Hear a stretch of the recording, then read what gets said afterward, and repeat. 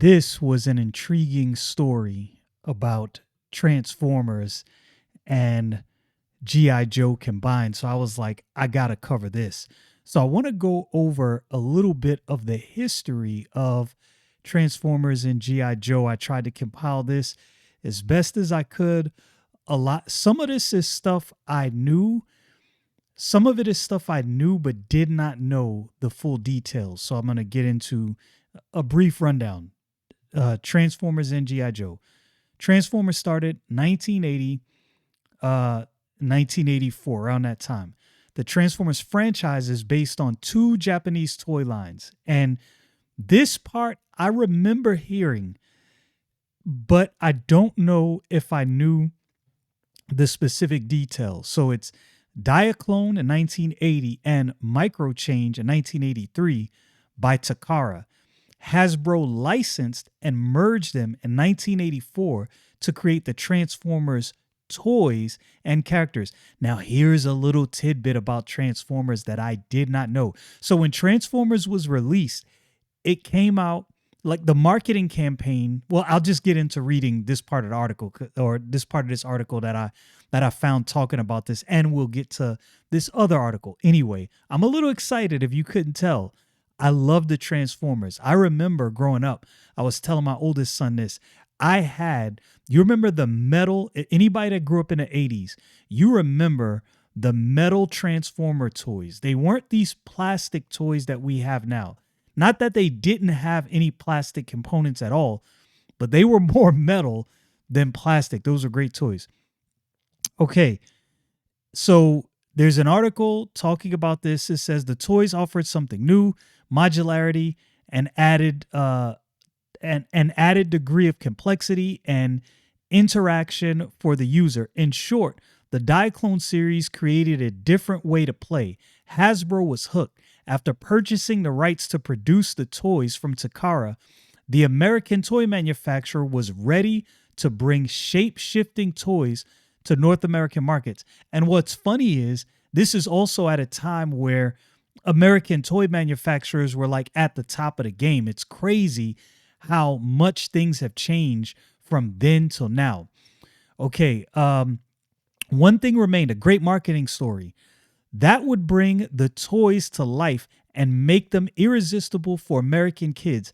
Hasbro had just worked with Marvel on a widely successful three-pronged marketing strategy for the G.I. Joe franchise, a toy line accompanied by a Marvel comic book and animated series. Now that I did not know, but here's the kicker. This is where I was like, yo, there's so many gaps in my historical knowledge to a lot of things that I love that I'm going to now have to go back and really look over some of these things. Thus, with the help of Marvel's Jim Shooter, who we just talked about, who just passed away last week, and Dennis O'Neil, the battle of the Autobots versus Decepticons was written and Transformers was born. I did not know that.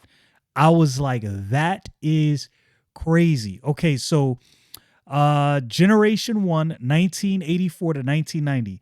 Launching in 1984, the brand debuted with the Marvel, Hasbro comic, and popular animated TV series. We went over that.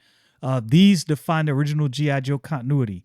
Expansions and reboots. Following Generation 1's success, the franchise spun into multiple continuities, including Generation 2, Beast Wars, Transformers, the animated, and the Unicron trilogy. Publishing continued with reboots and comics by Dreamwave, IDW, and Skybound. And of course, you go into the live action movies. Okay, now the history of the G.I. Joe. Initial launch 1964. Now, I had no idea that G.I. Joe went back that long. That is crazy. Hasbro released the first 12 military-themed action figures based on term GI soldiers, coined to avoid calling them dolls, developed by Stanley Weston for $100,000. The line sold nearly 17 million in the first year. Think about that. 1964, $17 million. Do you realize how monumental that is? $17 million is absolutely bonkers. It began with figures representing Army, Navy, Air Force, Marine Corps, and Coast Guard. As the Vietnam era drew to a close, sales dipped. By 1969, the line shifted to Adventure Team before being discontinued in 1978. The Real American Hero relaunch 1982 to 1994. The brand was revamped in 1982 as three and three quarter figures with vehicles, play sets, a comic by Marvel, and an animated series. This era introduced Cobra as the main nemesis. It's crazy how far that goes back. So I wanted to kind of get into some of that backstory and back history before I got into this article right here, which is crazy to me. This got me super duper excited. Okay, Transformers G.I. Joe animated universe rumored from Walking Dead Invincible creator. This could be huge. A rumor suggests Robert Kirkman is set to bring his Energon universe comics to life as an animated series. The project is set to be a modern remake of the classic 1980s Transformers and G.I. Joe cartoons. The rumor surfaced on Reddit claiming that Kirkman, best known for The Walking Dead and Invincible, will announce the animated adaptation at San Diego Comic-Con later this month. If true, the new show will reimagine the iconic Hasbro franchise using Kirkman's comic continuity, which launched last year through his Skybound imprint. And I don't have many of the books. I do have some of these Transformers books that I haven't really gone over yet as far as reviewing them on the channel. But Kirkman knows what he's doing as far as writing. If Kirkman is heading this, I would trust that this will be good, in my humble opinion. It's got me super excited. You don't understand how much I love that original Transformers cartoon, and G.I. Joe for that matter. Kirkman and Skybound have been developing the Energon universe as a fresh take on Transformers and G.I. Joe, introducing new origin stories and connecting the franchises in one shared world. And that really, connecting both of these things, Transformers and G.I. Joe in one world, making them one big thing, this could turn out to be one of the best retellings of an iconic franchise ever, in my opinion. The comic line includes Void Rivals, which I've gone over some of Void Rivals' books. Great. I haven't kept up with them, but the first couple books that I read, I'm telling you, magnificent. Transformers, Duke, and Cobra Commander with additional series in development. The rumor follows the recent announcement that Robert Kirkman will start writing the two-time Eisner Award-winning series Transformers with issue number 25, which is set to be released in October. The comics have received strong fan and critical support for balancing nostalgia with a modern character-driven approach. Kirkman's involvement has also added credibility, as his work on Invincible showed how an animated adaptation can expand a comic book property. Ultimately, you got the right guy, on this. This can be a good thing.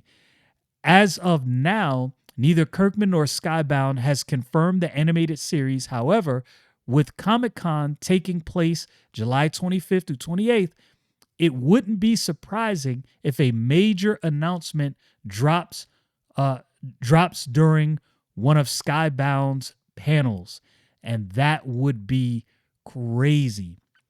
What about the live-action Transformers and G.I. Joe? Okay, while the animated Energon universe is rumored to be in the works, the live action franchise are also making headlines.